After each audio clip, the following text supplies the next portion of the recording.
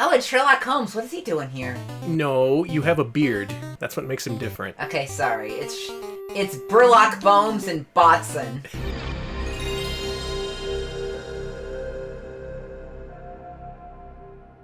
So Jaleco, we've seen a few of their games on this stream before. In fact, we've covered them during a couple of our NES gauntlets. With Beam Software, Famicom Disk System games, and other things. We've occasionally had Jaleco games sprinkled in here and there. But today, we're going to play the Jaleco games. All of them. And we're going to do things a little bit differently, too. I've decided, in my usual whims, that we're going to play these games year by year. We're going to explore every game Jaleco made for each year between 1985 and 1993. And Alex is going to give me 15 minutes for each year. Yep.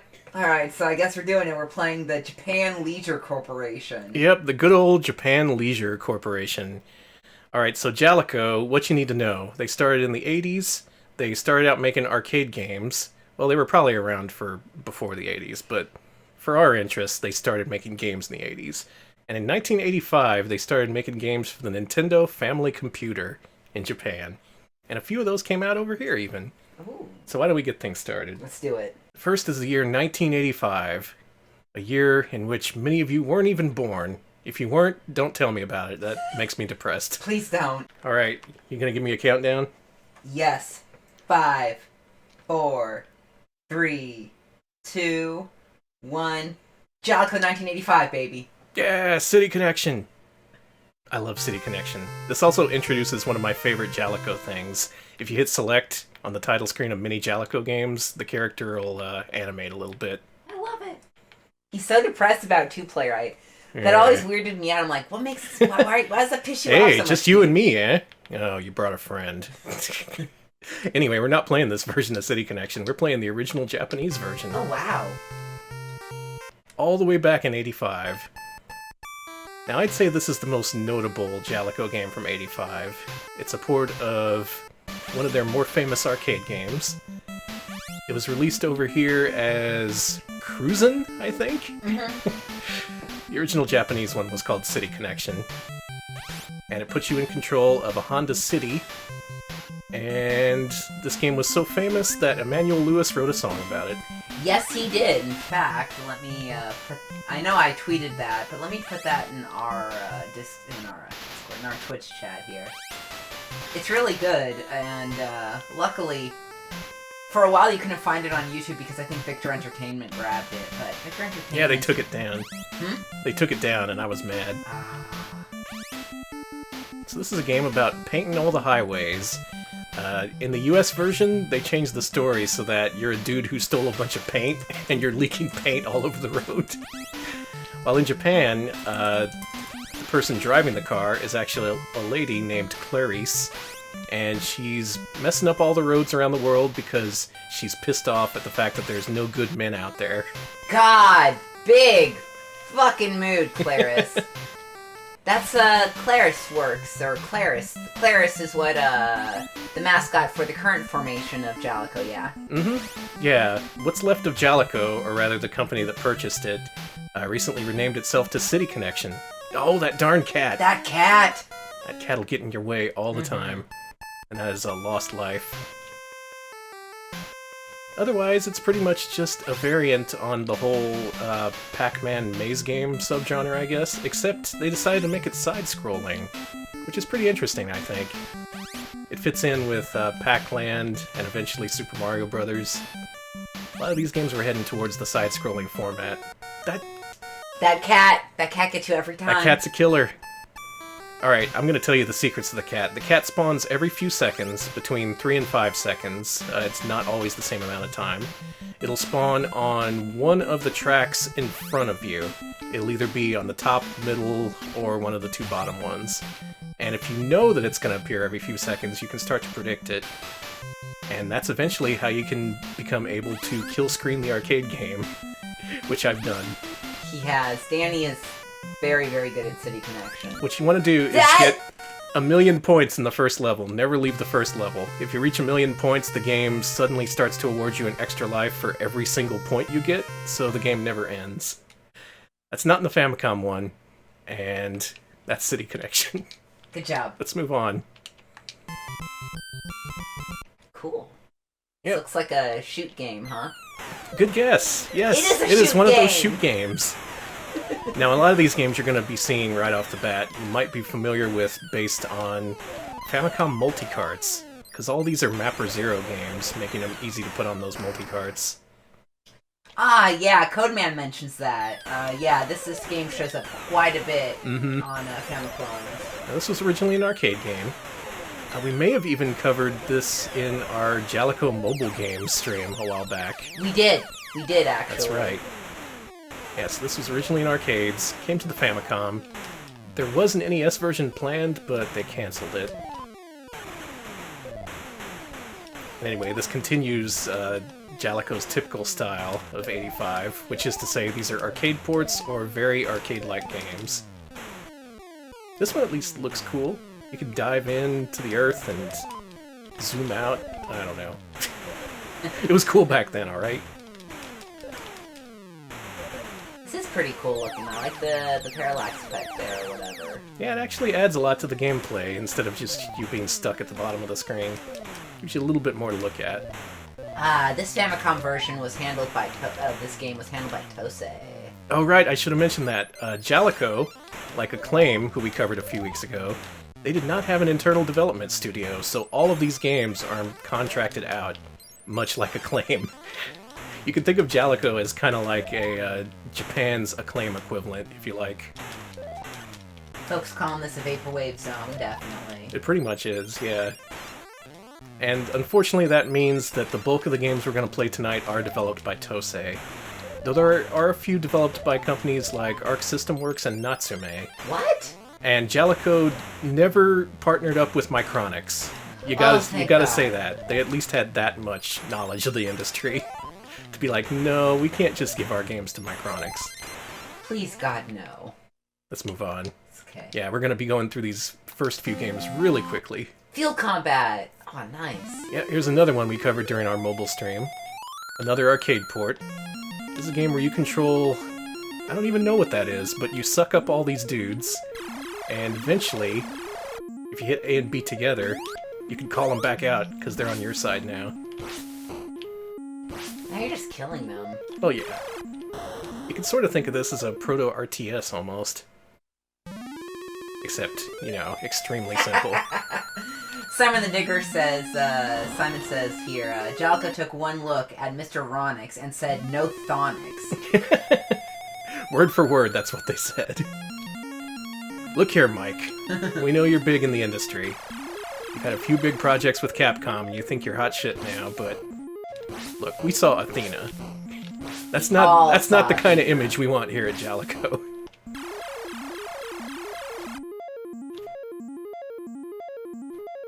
Really, your objective is to eventually press forward and enter the enemy's fortress. Which I did a great job of there. Good job, me. Shaxford calling, wow, you're going real fast. Uh-huh. Calling that, Ride of the Valkyries, Ride of the Valicos. The Valicos. Mm-hmm. So you know what was big in 85? Transforming robots. And shooting. This game has both. You're a robot who can turn into an airplane, and you shoot stuff, and unfortunately that's it. Still, there's some parallax here. Look at that. That does look nice. Still, there's only so much you can do with Mapper Zero games. It wasn't until Nintendo introduced their MMC1 that the NES games started to get more complex. Let's see, Formation C for crap, More like Formation Z, Z, Z, Z, Z, Z, Z, Z, Z, Z, Z. Yes. Folks, not exactly big fans of Formation Z, it seems like. Yeah, they were going to bring this to the States as Formation ZZ Top, but unfortunately the license fell through. Aw. It was based off their hit music video for TV dinners. And really, what you see here is the entire game. You fly over land and sea, and you shoot all these enemies, and I'm pretty sure it doesn't end, much like a lot of their early games. So, Dark Tetsuya saw a YouTube video about a bootleg console that had this game, but instead you play as a wizard that turns into a dragon. Let me just say, a huge improvement. That is a huge improvement. On the formula, a wizard and a dragon, wow. Well, now we're in Egypt. Cool. That's the place to be. Oh, you can run out of gas in this game. That sucks. Look at all those sphinxes. There's 1, 2... How do I speed up? There we go. 3. There they go. Egypt's famous trio of sphinxes. The 3 sphinx. The 3 sphinxes. The 3 sphinx boys. The boys are back in town. Ominously plays in the background. Alright, now, here we have the start of a major movement in the games industry. Ninja-kun and his little brother, Ninja Jajamaru-kun. Let's play Ninja-kun first of all. Alright, so this was the start of a long, fruitful relationship between Jaleco and arcade game developer UPL. I'm not sure exactly what happened here, but I think they somehow got the rights to the Ninja-kun series, which is what you see here, and they later built their flagship franchise off of it, which is Jajamaru-kun. I gotta ask, is I guess you might get this when we get to Jajamaru, but how are Ninja-kun and Jajamaru-kun, like, related? That's a great question. Anyone know the answer? Is Ninja-kun Jajamaru's dad, friend? Is it just like is he just like the chibi version of little brother, Jajamaru? shitty cousin, one of those. Weird friend. Grandpa. Grandpa. I don't fucking know. Yeah, this is Haggleman, yes. Oh also, yeah, this is pretty much what Haggleman was based on from Retro Game Challenge.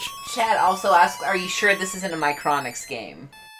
Is this a Micronix game? I think it might be. I didn't think about that. I know they did Ninja-kun 2, but not this one. Oh my god, these games are giving me no quarter today.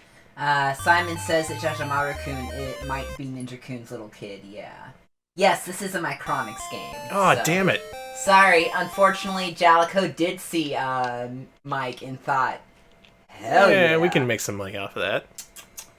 But, however they did it, they got the rights to continue the Ninja-kun series as Ninja Jajamaru-kun. And oh my god, there are so many of these games.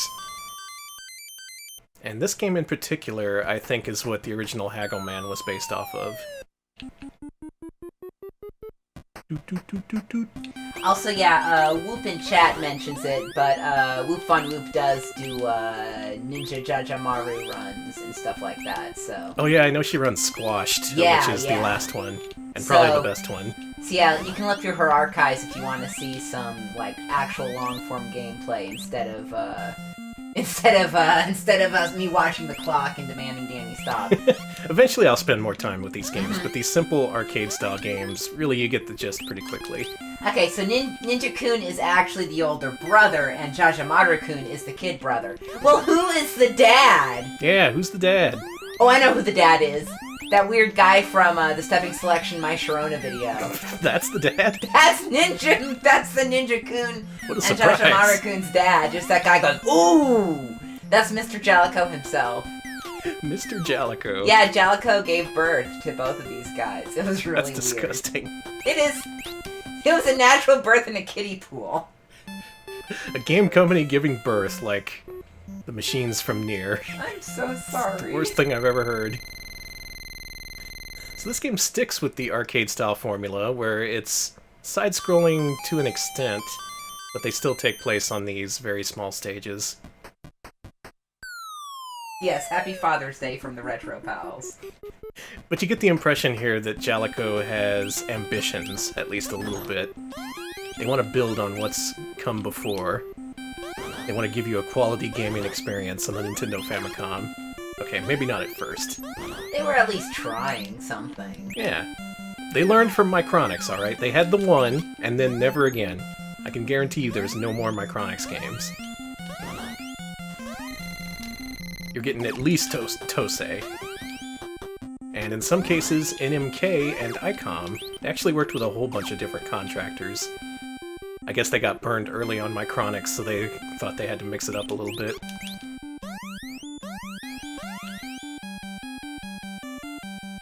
Also seen another common theme, which is to say these games have really jerky scrolling. That's something that affects City Connection. And a lot of these early TOSE games. Rip. I think this is a TOSE game. It just feels like it. So what do we think of Jaleco so far? Well, they're one of the few developers of games for the Famicom at this point, alongside Hudson and... help me out here, Alex. Who else? Oh, God. Who else was making NES games in '85? Well, Nintendo. No kidding. Bandai. Okay. Right? Yeah, Bandai's one. Bandai's practically in the same boat because they're both just making TOSE games. Namco, yes. Namco, ASCII. Bunch of other earlier devs. I will say, if you want to learn more about the early days of the Famicom, check out the series Crontendo. It's on YouTube. Yes. And there's a lot of it, and it's super good. Even if the guy can't pronounce anything. Damn it! It's I pronounced... can't pronounce anything either, come on! It's pronounced TOSE, not TOSA. And Temco? Come on. I love Crontendo. Yeah, I was gonna I especially say. love Sega, but then again, you know me. Mm-hmm. Alright, we're reaching the 15-minute mark, You and I think certainly are. I'm You gonna got kill 30 it seconds. off here. You got like less than 30 seconds left.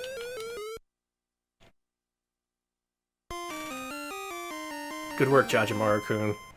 Yeah, there you go. There's Jaleco in '85, a somewhat primitive look at what was to come. Eventually you get to ride a giant frog. I'm sorry I couldn't show that. But if you play this game, maybe you will ride the frog. Who knows? I want to ride the frog. Reach for your dreams. Frog dreams. Alright, that's a buzzer right there. Brant, 1506. Brrrr. Brant. I'm just gonna go brant. You'll love that. Alright, Jaleco in '86. Which game should I start off with here? Well, I'm giving you 5 seconds to start. Okay. 5, 4, 3, 2, 1, go! Argus. 1 year later, they're back to making shoot-'em-ups again. And this one looks a lot more typical than Exerion did. In fact, this is pretty much just Xevious. This was a whole cottage industry back in the early 80s, where Xevious was so popular that so many companies just ripped it off completely. Kind of like how everyone ripped off Space Invaders. Basically, yeah. You just give the player a ship, let him fire forward, and let him drop bombs on things. The dropping bombs was the key difference. Space Invaders did not have bombs. That is true. Ragu calling this CBS for shitty. Hey, that's... well... I can't argue with that. This is yet another arcade game. A lot of these games they were making early in the Famicom era, they would just, you know, port from the arcades, give it to whoever would do it the cheapest, which almost all the time was TOSE. Okay, but I like the way this section looks. Very eye-searing. Yeah, some nice color choices here. And once again, the music in a lot of these Jaleco games is actually quite good. Yeah, it ain't bad. I like the City Connection music. Well, there you go. There's an arcade shooter for you. That's what they look like. And at this time, they also started porting over American games, including Choplifter. Choplifter, really? Choplifter, of all things. The Apple II Classic. First sortie. I have no idea what sortie means. I think it means mission. Ah. It's like French for mission.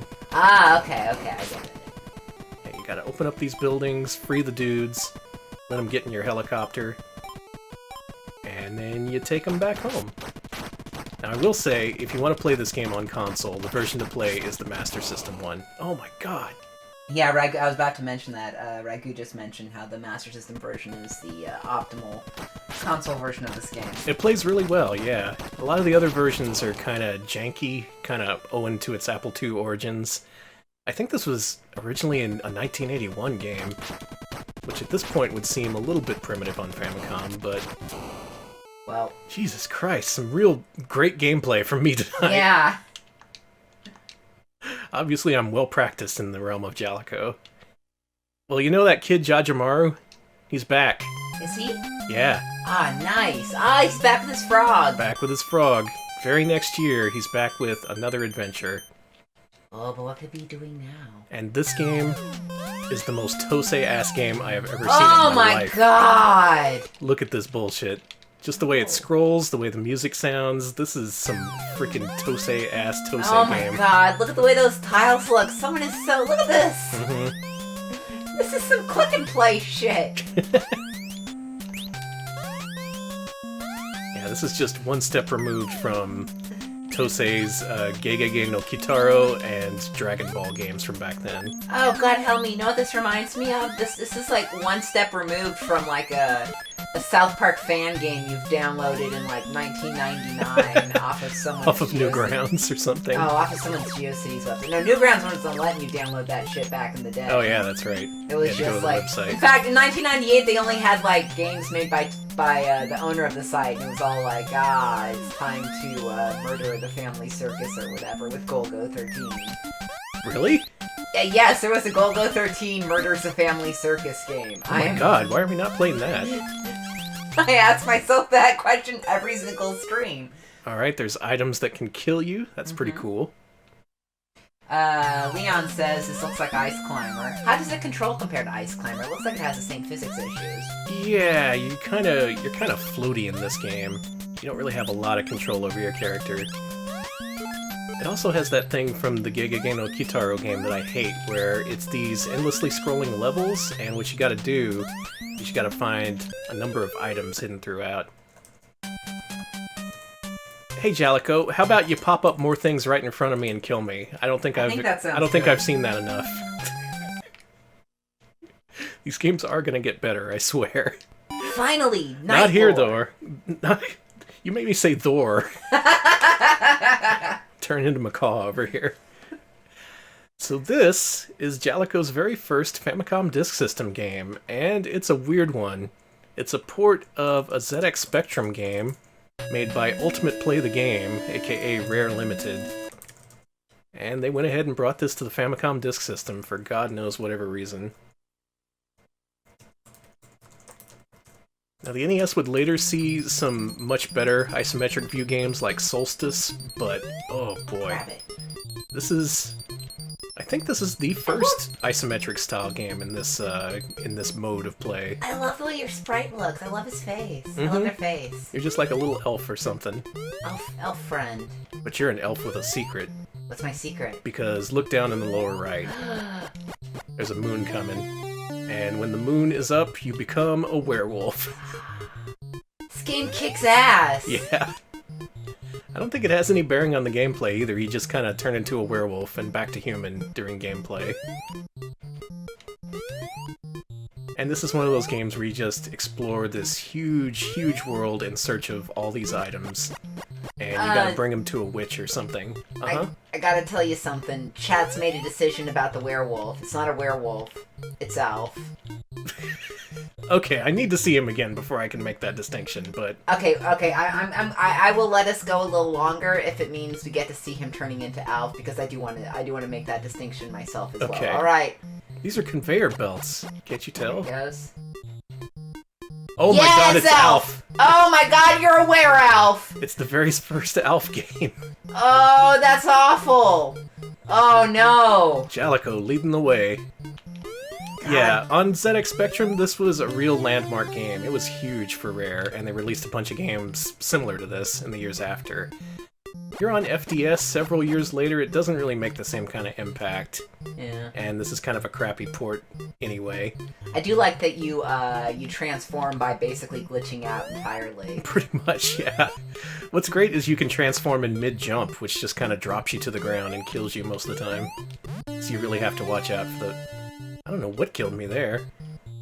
What are these? Well, they kill you is what they do. Alright, they're deadly. Can the wolf walk on them?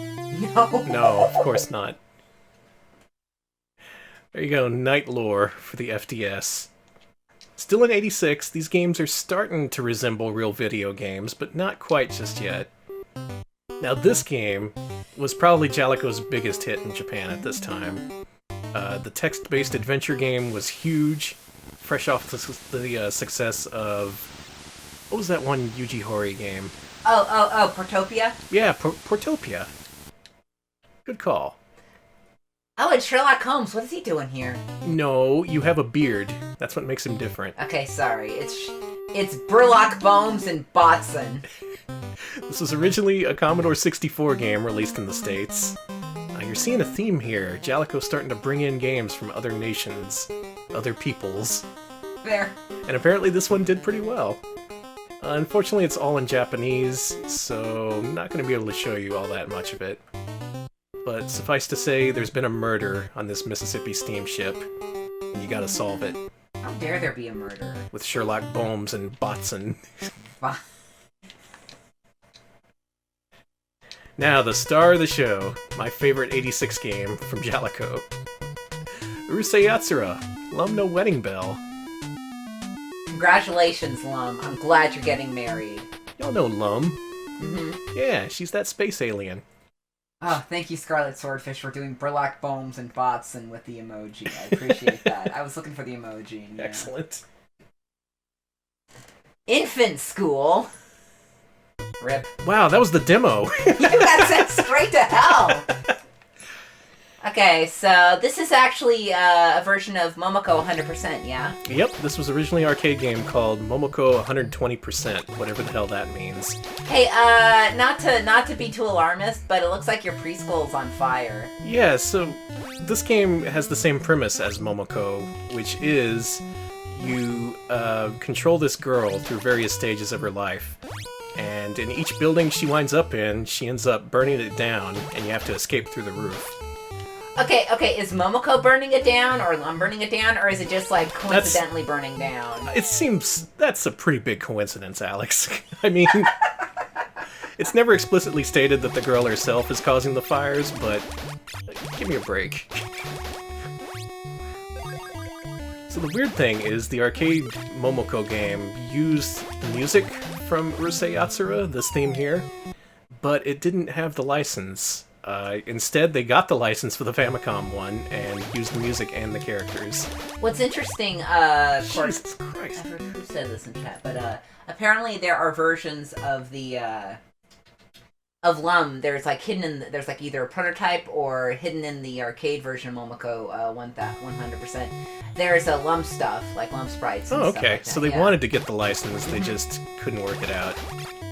Or maybe they figured that the license would be more lucrative here on Famicom. Probably. Or maybe they just couldn't even get it on time, you know how it goes. Yeah. But here you're starting to really see the side-scroller influence really start to set in. Like, Jaleco was kind of messing with this stuff in 85, but 86, this is a full-blown side-scrolling platformer right here. Oh, this terrible, terrible fart cloud. This is also not an easy game. Crap, dead end. I want to beat at least one level, though, since this is our last 86 game. I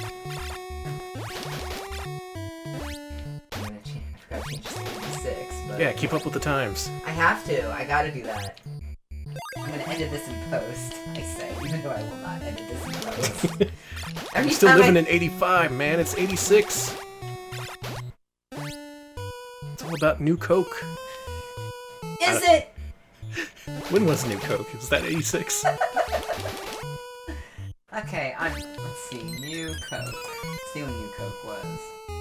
And we've escaped. 1985 was New Coke. Take that, infant school. So once you beat a level in this game, you escape through your UFO, and then you grow up. That makes sense. And Lum, once an infant, is now like a year older. Cool. And she's ready to burn down her elementary school. Oh, fucking finally. Now, I can see what they were going for here, but in effect, what the setup does... What? Calico, Palicos! Alex, think before you speak. Calico, Jaleco, Palico. Okay, good. You're about to burn to death, my guy. I am. Jaleco Palico! Why? Why? You're the one who originally said you're gonna pet calicos That's and true. play Jaleco, so Yeah. you know. Fair enough. Calico, Jaleco, Palicos. So this goes on Call for me. several levels. Eventually you go to middle school, and then later high school, then college, all of which you burn down, and then you get married. It's a fairy tale ending. Chat hates the flashing. Oh, it's a little can't obnoxious, say I disagree, yeah. Sorry to everyone who hates flashing, I do too, so I'm hanging out in chat. Still, this game has a lot of power-ups. It's got a decent amount of depth for what it is. It's still probably not anything you want to play, but Jaleco's getting there in terms of complexity. I'm glad we could do a stream where we examine the NES like way back when, when it was new. Last time when we covered Acclaim, we started off in '88, which, yeah, that's a little bit too new for my blood. Give me those 70s games. If your game's got color in it, it's fake. I agree! Oh, crap. Trampolines are hard.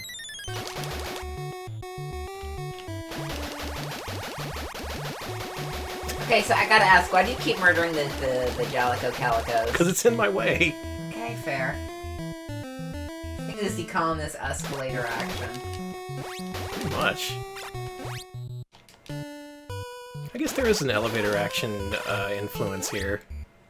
Alright, Danny, you have got 1 minute. Oh crap, I gotta escape this burning elementary school. That you set on fire yourself. Can't prove it. That's true, no evidence, man. No one would ever blame a 6-year-old. That's true, they'd be like, oh, of course not. She's just 6. She'd never do a crime. Yeah. This completely normal girl with green hair and horns. Wow, she doesn't have green hair here, I just realized. What? 30 seconds, Danny. They were just kind of playing fast and loose with the license. Then again, I guess that's what they were doing when they made the arcade game. Oh, God. Danny. You got... I don't think she's gonna make it. You got 15 seconds before I kick you out. 15 seconds before Lum and everything else burns to death. 10, 9, 8, 7, 6, 5, 4, 3. Oh! A terrible defeat. Rip. Well, there you go. That was the best you were getting out of Jaleco in 1986. I've seen worse. Yeah. Let's move on. Okay. It's another year, a fresh start, and here we're going to see Jaleco really move into its own, because we're going to start off with bases loaded. Alright. 5, 4, 3, 2, 1. Load bases. Actually, I lied. We're going to start with the Japanese one. Okay. Now this continues my favorite thing from title screens. Look at this guy. That guy whips ass. I love him. His head's just kind of melting one way and then another. He's good. So they fixed that for the US version. Mm-hmm. Happy to say. Much better. Oh, he looks like a 70s baseball guy! Hell yeah! Much, much better. Ooh, I love him. I love him. And they added a lot of voice samples for this game too. And this is a game that I actually had as a kid, so I played quite a bit of Bases Loaded. Ah, I want to play as Paste. Norcus! Norcus! Paste is actually the best batter in the game. Don't fuck with Paste. I will never fuck with Paste! In fact, if you bean him, he'll start a brawl at the pitcher mound. Paste is fucked up. Yes, Rip Roustauer.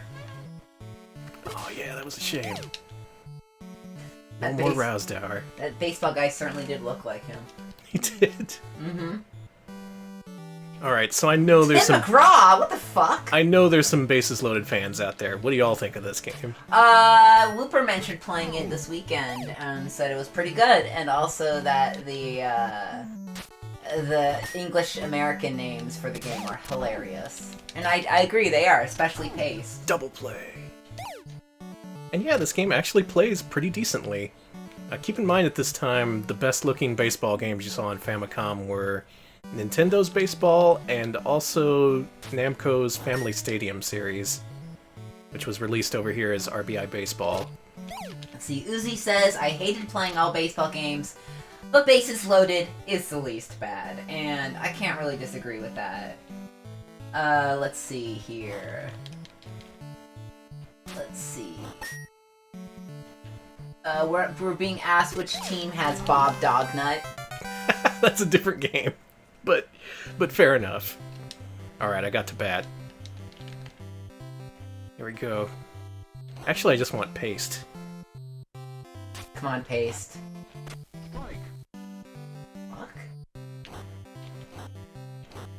compare this, how this looks, to early Famicom baseball games, and you'll see why this was so popular. I'm pretty sure this is the most common Nintendo Famicom game. There are so many copies out there.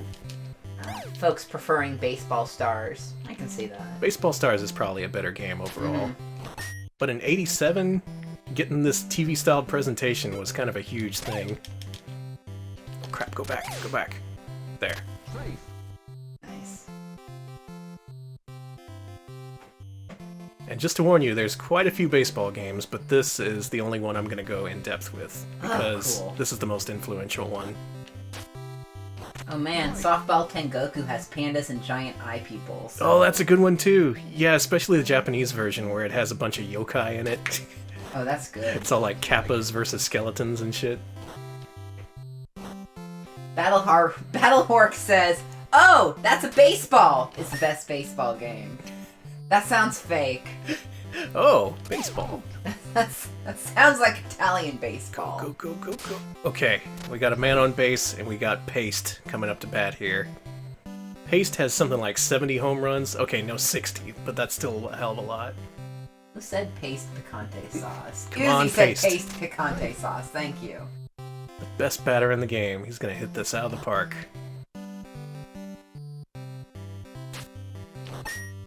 Bam! Oh. Nice double play. That's Paste, and that's Bases Loaded. Thanks, a good Paste. Game.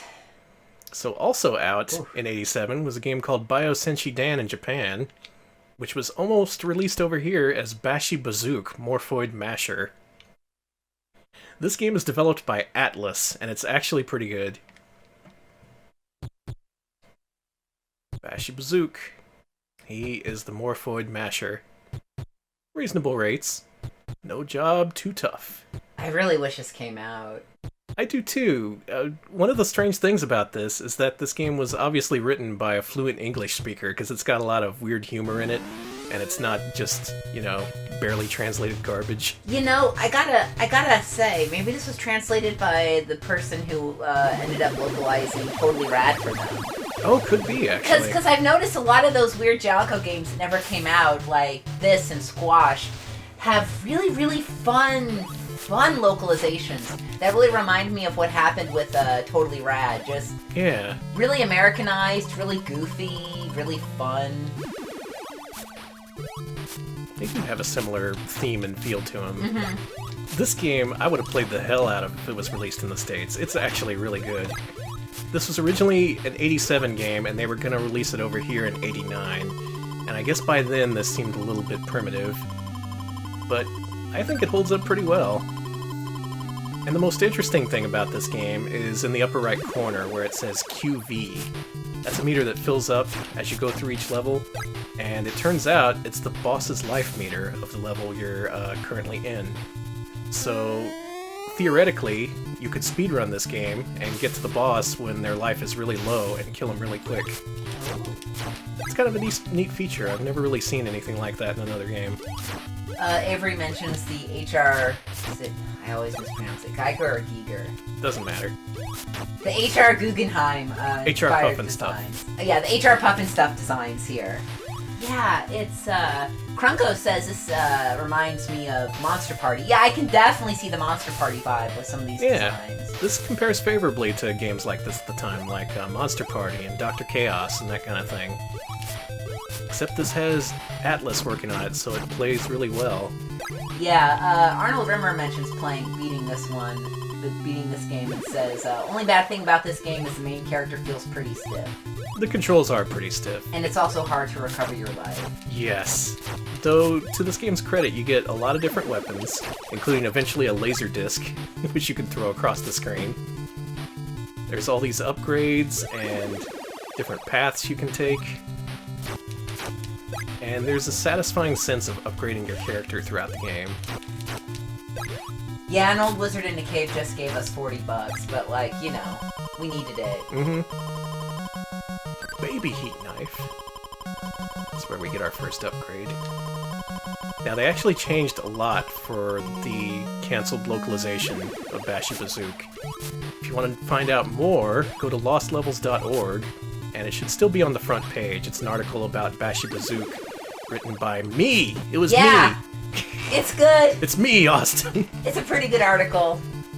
Yeah, I detail a whole bunch of the different changes. Yeah, I posted that earlier in chat, so check that out. Like, later on, you turn into, like, this giant in the US version, but in Japan it's this weird kind of Oni creature. And also the hotels are different in this version, and yes, there are hotels in this alien world. Let's see, Lena says, don't throw laser discs, the collectors hate that. I will throw, Laser discs aren't worth nothing. Man, they are to some people. Hey, boy! Won't you wrestle with me? Hell yeah. Okay. But look at this, you're seeing a whole bunch of different stuff instead of just left to right scrolling, endless games. You're seeing dialogue, you're seeing mini-games, upgrades, all sorts of different things suddenly starting to come into focus here in 87. Mm-hmm. There's also a lot of slowdown. Should also note, Bashi Bazook as a whole is much harder than the original Japanese release. Like, even in the first level, the flying enemies, they have this much more difficult pattern here in this version. I played a lot of Bashi Bazook. You certainly did, didn't you? Mm-hmm. I remember that.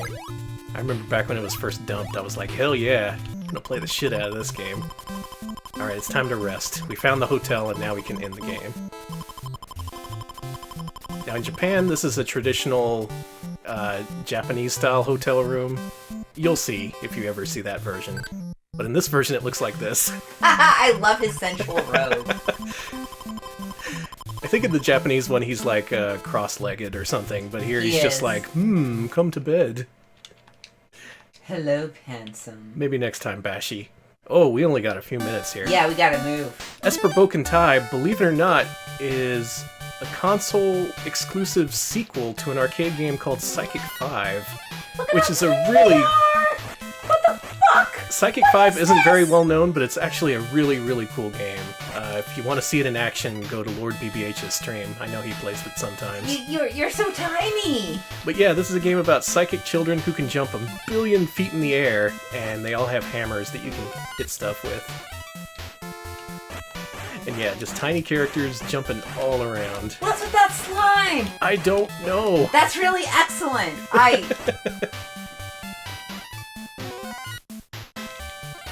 Now, weirdly enough, they actually got the original arcade game developer NMK to make this game, so that you can think of this as a console-exclusive spin-off. It's not nearly as good, though. Don't go thinking this is as good as Psychic 5. But I do recommend you play Psychic 5 if you haven't. It is pretty darn good. And there's something to be said about a big exploration-based game where you can just super jump everywhere, and you fight like vacuums and jelly and shit. That is pretty good. And don't worry, it interrupts you with dialogue all the time, Oh, so thank God. there's that complexity you wanted. God, I love Jaleco. They're pretty cool, aren't they? They really are. You see these kind of games that no other developer or publisher would touch, and Jaleco just heads full on, being like, yeah, make a sequel to Psychic 5. Yeah, everyone likes the Kool-Aid Man slime, the picture of slime. They just love them. There's giant scissors. Jesus. This is a pretty weird game right here. This is really weird. How many more games you gotta go through with for 1987? Oh, I should probably get moving. Oh Alright, this game. They were continuing with the Famicom disk system, which was still pretty big in 87.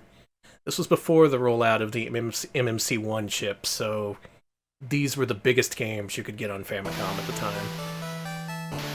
And this is a freaking fighting game. Okay, that's cool.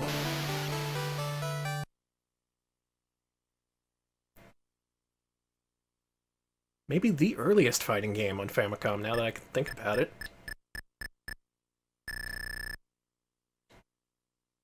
What's an earlier fighting game on Famicom? God, ER Kung Fu? Oh, you got me. That's it. Yeah, you found an earlier one. Damn. Anyway, this control's kind of like Karate Champ, where you have to hold a button and then hit a direction to do things. but it's still pretty easy to control. And it's another game for Jaleco to make money off of. That's the most important part. Karate Champ arcade game was earlier than this. I don't know if the Famicom port was before this game. But this is obviously very inspired by Karate Champ. Absolutely, yeah. From Jaleco's hated rivals, Data East. We would be playing Karate Champ today if not for that poll. Do you think they really do hate each other? I don't know. Do you think they're gonna fight? It's probably a friendly rivalry.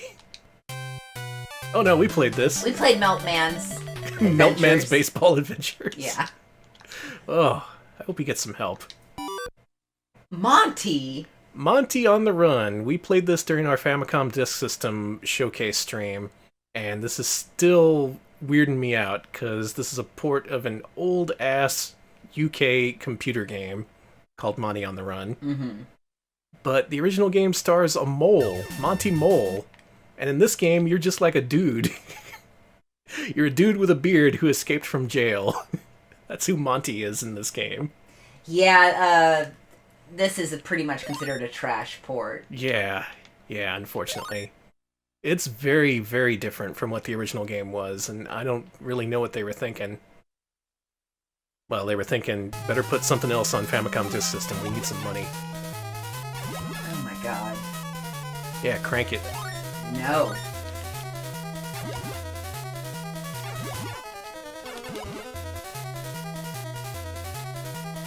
Yeah, the original Monty was about, It was a single-screen, yet scrolling platformer starring a little mole who had to deal with all these really complex level layouts. This game is totally different. It just takes the original name, and that's it. Let's see if I can get further than I did last time. Codeman and others are mentioning that the music is messing up due to a emulation glitch here. Oh yeah, we noticed that last time. Yeah, the music in this game is off-key in this emulator. For whatever reason. I kind of like it. Alright, you're at 14 minutes, honey. Oh, crap. We got time for one more game here, and it's... Uchuusen Cosmo Carry is a frickin'... what's it called? Star Voyager ripoff. We don't need a Star Voyager ripoff. We don't. I don't need that in my life right now. What I do need is Youkai Club. What the fuck is this? Which is this. It's a vertically scrolling well, not side-scrolling, vertically scrolling action game. Sorta Castlevania-ish, I guess, but... I'll let you go 16 minutes on this one. Okay, so thank you. got you. an extra minute, because I want to see more of this game. Alright, yeah, we joined the Youkai Club. Finally! It just seemed like the most appealing after-school club. I didn't want to join no chess club or whatever they had. And they didn't have anime club, so I went with the closest one. Kaio Yashiki means face manner, according to a Tropical Luxury. Face manner, so that background makes sense now. It does. That's... wow. Alright, 30 seconds, Danny. Oh no, only 30 seconds to play this blatantly TOSE game? This is another one of those games that's so TOSE it hurts. TOSE, if we haven't mentioned, was a shadow developer who anonymously did a whole bunch of games for various publishers on Famicom. And many other systems. They're still going today, as far as I know. Shax, we're talking about getting jumped into the Youkai Club. Yeah, that big weird umbrella with the shoe just like stomped me for an hour. All right, 16 minutes. All right.